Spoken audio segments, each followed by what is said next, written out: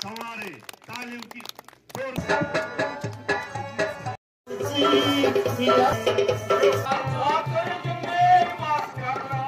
तो हम सुबह 9 बजे से इधर आए हैं। इधर प्रोग्राम था, कल्चरल प्रोग्राम कुछ हमें इधर, तो हमें बोला गया कि इधर आ जाए पार्टिसिपेट करने के लिए। हम सुबह 9 बजे से आए, अभी 2:30 बज गया, हमें कुछ नहीं मिला अभी तक। रिफ्रेशमेंट कुछ भी नहीं मिला, यहाँ तक कि चाय भी नहीं अभी तक मिली। हम किससे बात करें, इधर कोई है ही नहीं जिससे हम बात करें।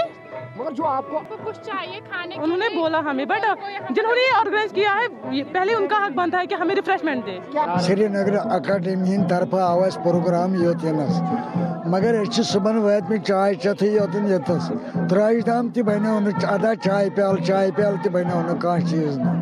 अक्सर जिंदगी खेन चन सती ये जू मकलो पे हिची कथा 60 वुहर छुस बह वनकस कहें कह चीज पन्न पोसन ना कहें